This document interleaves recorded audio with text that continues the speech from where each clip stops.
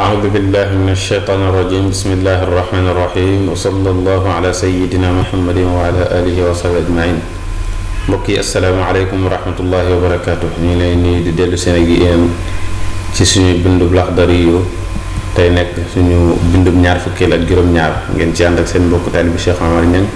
leen ñaan ngeen continuer di abonné ak di partage. borom téere bi tey dafa commencé wax la yi nga xam ne ni daganul kenn du ci tiim mu ne walaaye juzu daganul tiim bil jissi ci laso al matbuuxi bu ñu togg. laso bu ñu togg daganoon ci tiim parce que laso jëmmi xeer bi ci suuf lay bàyyi ko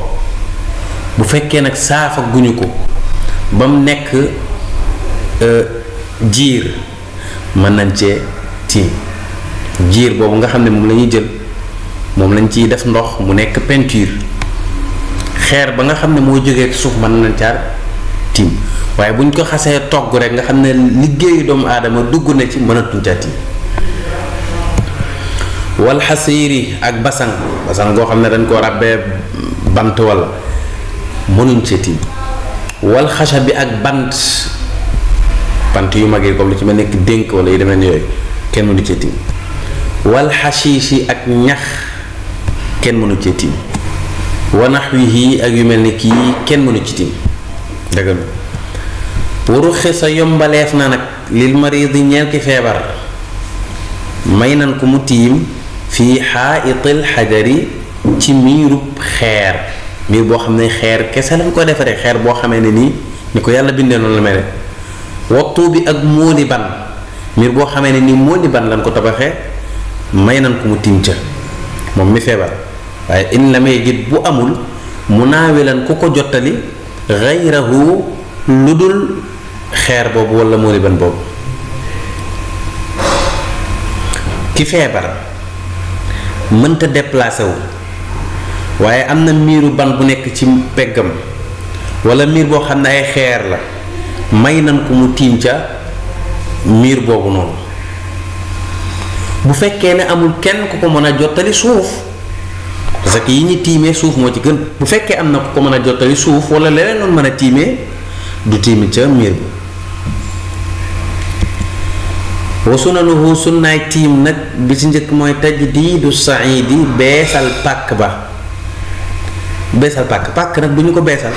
waaye sa loxo yi nga tegaat ko ci suuf la wax rek tegaat ko beneen yoon nga tegaat ko ci suuf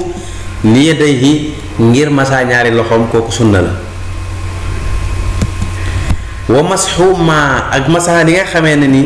baynal kuwayni moo nekk ci diggante ñaari tenq yi wal mirfaqayni ak ñaari conc yi li ko tàmbalee ci tikk njare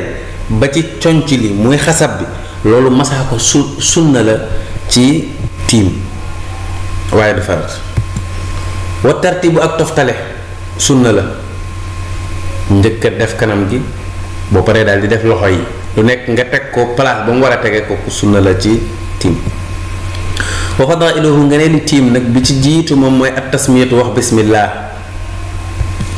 wa taqdimul yumna ak jiital ndeyjoor alal yusra ci càmmoñ loxo yi booy masaa njëkk la masaa ndeyjoor bi teg ci càmmoñ bi wa taqdimu ak jiital zahiri ziraai li nga xam ne moom mooy li feeñ ci xasab bi ala batinihi ci li nga xam ne nii moom moo ci nëbb zahiru zira boo ko bëggee xam lan mooy li feeñ ci xasab sa xasab bi lan moo ci feeñ ak lan moo ci nëbb jël ko taf ko ci sa yaram boo ko tafee ci sa yaram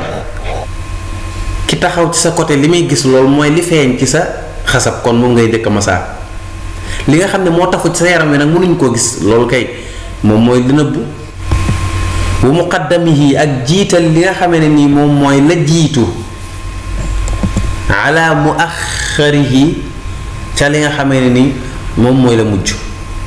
ci loxo yi boo doon masaat tey kon ci cati baaroom yi ngay tàmbale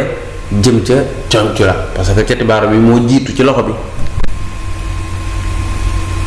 ko defee mbokk yi fii la ñëm ak yéen wasalaamu aleykum wa rahmatullahi wa barakaatu.